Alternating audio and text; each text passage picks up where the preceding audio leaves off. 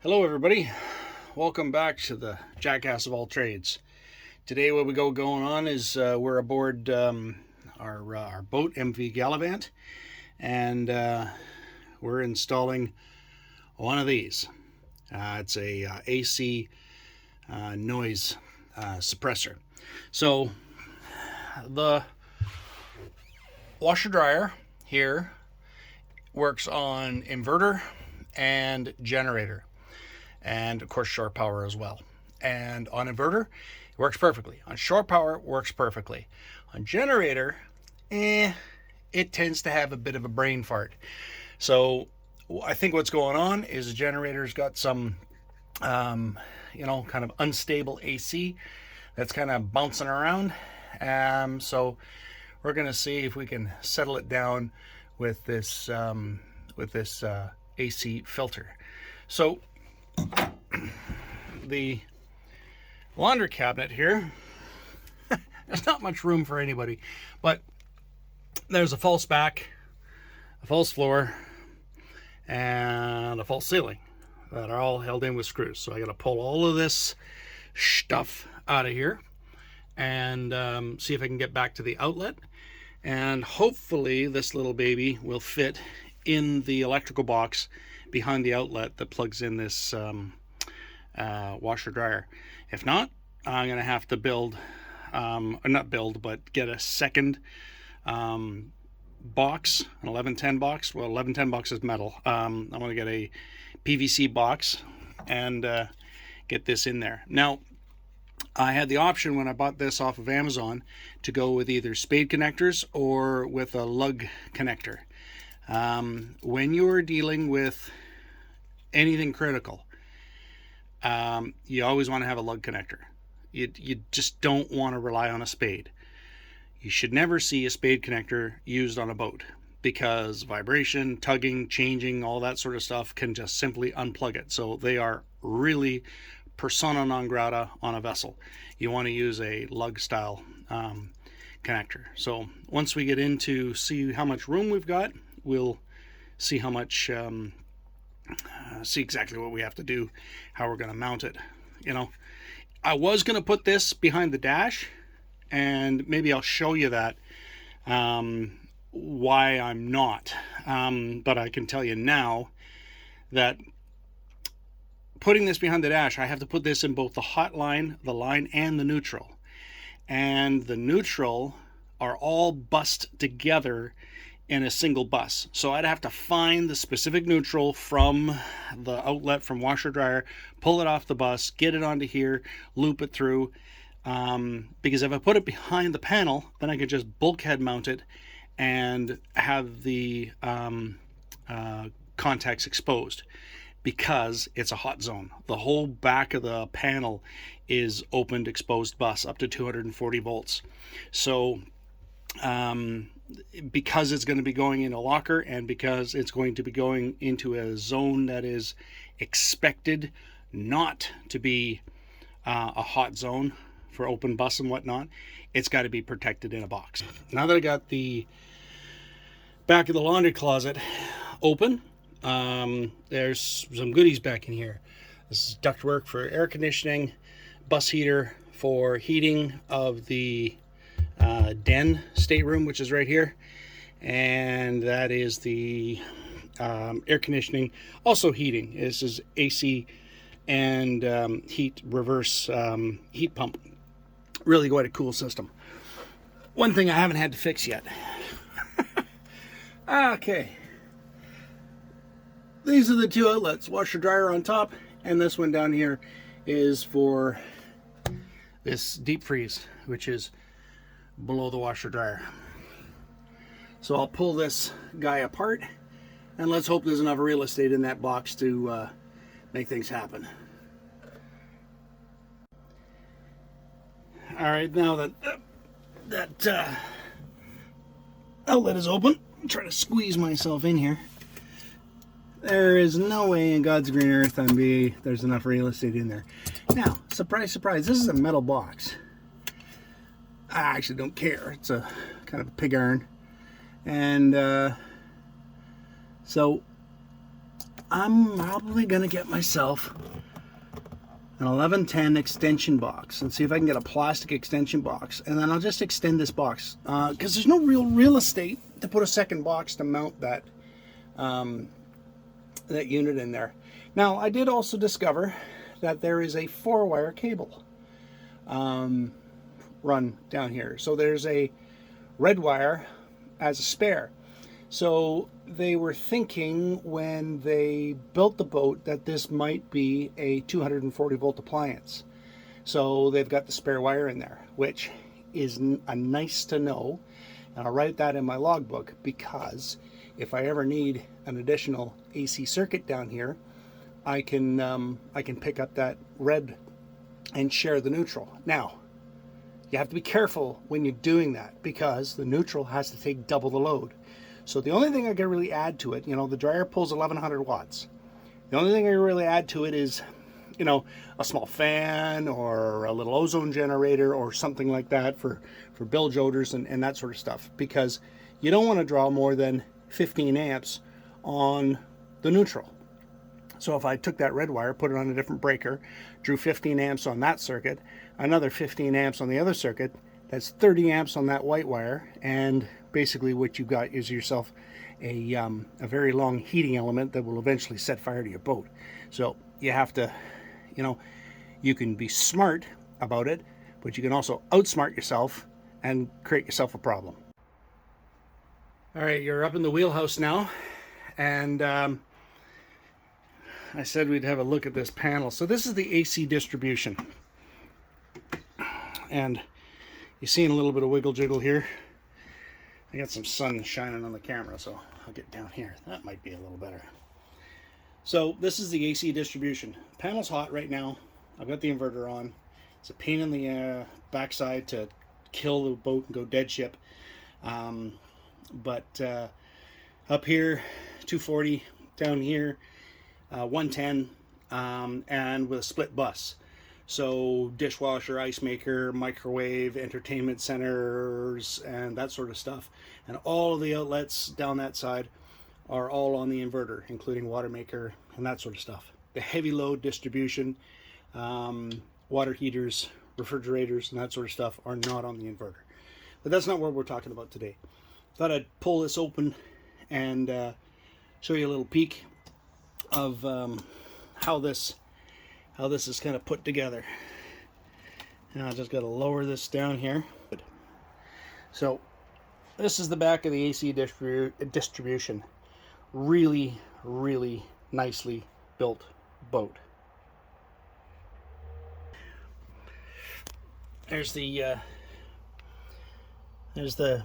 danger stuff. So pretty much everything in here is danger. But here is the neutral distribution. And back there is also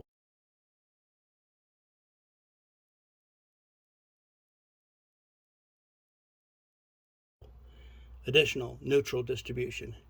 Everything is labeled, so I could probably put it in up here. And now that I'm thinking about it, considering, I will see how well it's labeled, because it could go, that unit can go right here. There's lots of room, and like I said to you, this is a hot zone. This is danger. So to have another open AC circuit here might not be so bad. It's pretty easy to pull out a wire, bring it up to a location, jump the neutral through. I might look at that a little bit more serious, and that way that component becomes in a serviceable location. So let's pull a couple of more panels apart and see if I can actually find the washer dryer neutral. I have this disconnected now, and I left the screw terminal, the screw out. Seems like I kind of did that on purpose. I got it up here on the dash, because the chances of dropping it into the abyss that is down there is much greater than losing it from where I've placed it on the counter. Nice shot on my wristwatch here. So, with your trusty side cutters, and you should have flush cutters. If you're using zip ties, you need a pair of these. These are the anti-bleeding tool. If you're cutting off zip ties with a pair of side cutters, you may as well buy a case of Band-Aids, because every time you reach in here, you're just going to start bleeding. So I don't hesitate. Zip ties are cheap. Snip, snip, snip. I'm probably going to snip this one too. There, done. Throw them out of here. And then see if we can get this wire out of the loom. There we are. Beautiful. I'm going to get it down a little further. Tuck it behind this ground. Oh my goodness. I've ordered a camera mount from Amazon, so you guys aren't going to get quite so dizzy in the future. Let me get this cleaned up. I'll get this wrapped around, and I'll at least get the neutral tied in. Give me a second. I'm also hanging upside down with my, trying not to zap myself on this open bus here, so all kinds of entertainment.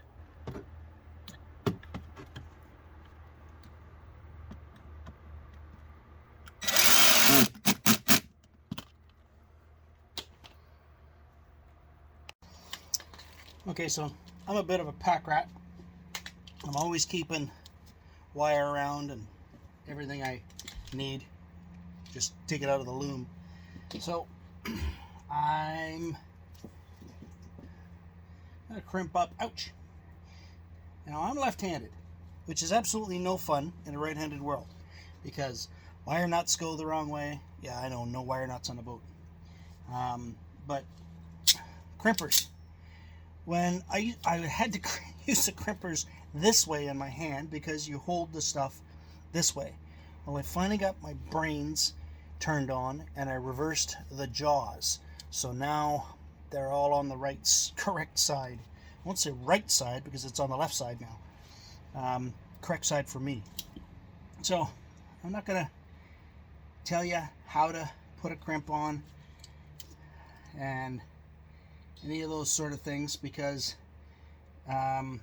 this is how I do stuff, not how you should do stuff.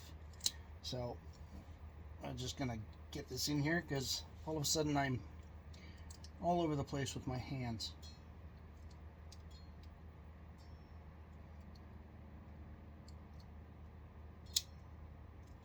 All right. Crimped. What I will say is, after you've done a crimp, it is critically important to pull on it. Pull on it pretty hard, because you want it to fail in your hand. You don't want it to fail in service. So once you've done a crimp and it's crimped up, give it a tug test. I used to work on fire alarm systems and all that sort of stuff, and you put a wire in behind a terminal and you tighten the terminal up.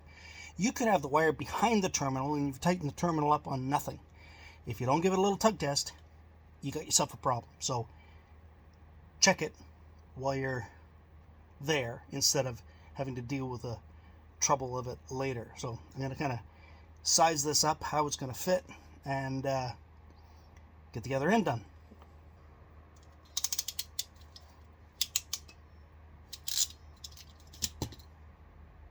Okay. One neutral jumper. I'll get this installed, show you what it looks like when it's done. There. Okay, the new wire's in. I gotta straighten it a little bit. And new zip ties back in the loom. Never be shy to cut zip ties, and never be shy to install new ones. It's drives me nuts, because I do something, I gotta cut them, and but it's the cleanest way to do stuff.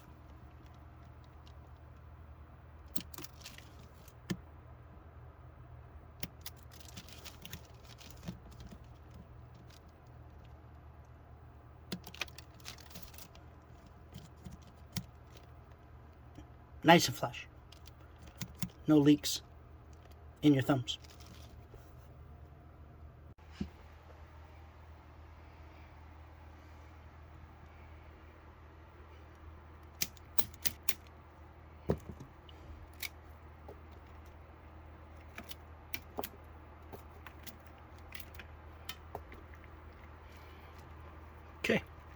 Here's the wire that's got to come out of the loom. Again, this panel's still hot, so I don't want to let out any of, see? I don't want to let out any of the magic smoke. So I'm going to put the phone down for half a second. Okay, I have to strip that all the way out and see if I got enough room to get it up to there. Otherwise I'll have to put a butt connector in it. Not a fan of them, so I'll try to get it into the right spot. Alright, I'm all done. No, I'm not all done. What am I missing? I'll show you in the next clip. Leave it in the comments if you figured it out before I did. Alright, now it's finished. Tidy things up here a little bit. Shame on me. Got that neutral just a pinch too tight. I would rather it come down and kind of tie things in. I am doing my very best, very best to do the wiring in this boat the way the manufacturer did the wiring in this boat. Try to get everything straight, uniform, clean, and tidy. You know, things like this bus bar here. That's the RF ground, Dynaplate bus bar, all the, anyway. So trying to be neat and tidy. So this is finished. I'll get this panel up, turn it on, and see if any of the magic smoke comes out. Okay, the panel's back in place. Washer, dryer, dishwasher, ice maker, microwave, entertainment center. These are all on the inverter. And we'll go downstairs and hit the power button and see what happens. All right.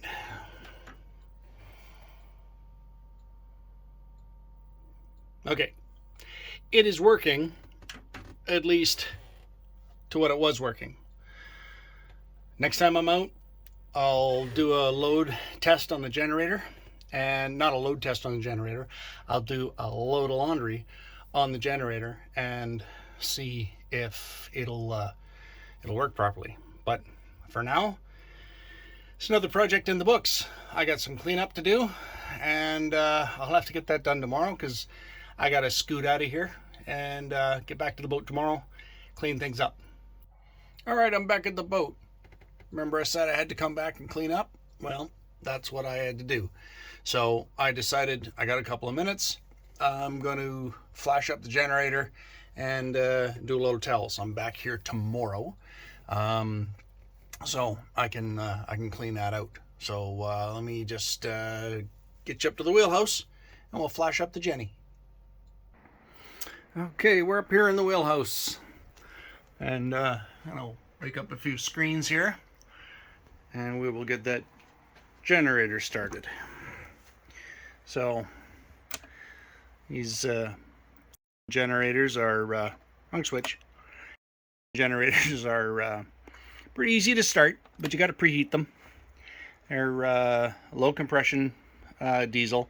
It requires a preheat before you crank them and start them. Once they're warm, you don't really need to preheat them this long, but when it's cold. All right. As soon as we got oil pressure, we can let go of this switch because this is the safety override. Okay. Well, we're going to let that warm up a little bit. There's no real load on the boat right now, so I can transfer things over. We'll turn off the master. That takes us off the dock over here to the generator, and our master can go back on. So we are pulling 12 amps. This is a 17 kilowatt generator. That 12 amps is nothing. It's just not even feeling that little bit of a load. So the challenges that I've had with the washer dryer was on generator, but I was also recalling that it's also when the water maker is running. So we'll start the water maker and get a little bit of additional load, but we're going to give the generator a minute or two to get a little bit of warmth in it. while I was thinking about it. One of the first things you need to do when you fire up a piece of equipment, not every time, but the first time after a bit of a sit, is to make sure you're discharging water. I've got a water exhaust separator there, so I can see from down below I've got water discharging. You don't want to find out with an overheat alarm that your raw water impeller has failed while in standby. Hey, generator's been running for a little bit. This is what's going into the batteries right now, which is nothing because the batteries are fully charged. And here's the water maker. Now we'll start our low pressure pump. That's that little pump right there, and that basically gives us seawater. My seawater level's right about, I'm going to say right about there. So we need a pump to lift up to here so we have a little bit of flow. So we're flowing 2 gallons per minute. I'm going to hit the high pressure pump, and it's a bit noisy. Hope you can hear me. And I'm going to go into bypass. So this bypass mode, any of the product that this makes gets discharged over the side of the boat. So we don't want to make water. You're going to run this about a half an hour before you can actually put your product into your tank, because you want to make sure that all the turbidity and all that sort of stuff is out of it. But right now we just want a load. So we're just going to apply some pressure. 600 and 500 psi. That's I know from my experience that's going to give me about 10-12 gallons per hour of product water. Right now it's not showing because we're in the bypass mode. So bypassing gives us doesn't give us a reading here. So you got to be a little bit careful that you don't overflow or overpressurize when you're in bypass mode. But like I said, I'm going off experience. I know 500 to 600 psi is going to be fine. Just going to back that down. Okay, we'll go upstairs and we'll see what kind of loads we have on the generator right now. Okay, back up in the wheelhouse. This is the master power display. A little bit hard to see what's going on. I think my camera flashlight is on. There we go. That's a little bit less glare. So we got 140 watts coming off of shore, which is, yeah, that's actually going through the, that's from the generator. There's our AC load, which is our inverter. Actually, it's not the inverter. It's presently going straight through. We're not inverting. We're not even charging the batteries. It doesn't need to. We got a little bit of solar coming in. You can see it across, and maintaining a little bit of a battery load. I'll show you the other panel, which is dedicated to the inverter. This is the panel we had open yesterday. A little bit tough to see, especially if I put my thumb in the way. There's 1150 watts, 119 volts, 9 amps of load, and that's the frequency. So that's our load from our water maker. Let's go flash up that washer dryer and see if what we did yesterday solved the issue. It's turning. We got her working. That seems to have solved the problem. And it's filling with a little bit more water. What it does is it puts some water in, spins it, and measures how much current it takes to rotate the tumbler. And actually that's how it weighs how much clothes are in there. And then it adds the appropriate amount of water and it'll run its cycle. So tomorrow I'll have clean laundry. And no, I'm not going to leave the generator running. We'll transfer back because it's only starting it. It's only starting it that's the problem. Once it's running, I can transfer back. So we'll shut it down. We'll shut the generator down and transfer over to inverter, and then transfer over to shore.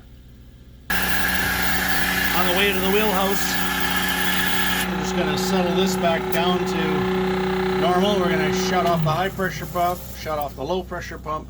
Then we're going to hit flush. I store it after hitting flush. What flush does is takes fresh water from my tank, or clean water from my tank, runs it through a charcoal filter to remove the chlorine, and then floods this tank, floods the reverse osmosis membranes with clean water, and that's the way we store it. And back up in the wheelhouse. So 5 amps, switch her over, go over to shore, shut that generator off, and I'll show you what's going on here. Now we're inverting. So we got 39 amps coming out of the batteries, which is, equates to 1,000 watts. Only 500 watts is coming off the AC load, because we took that load off of the water maker. So now we'll transfer onto shore.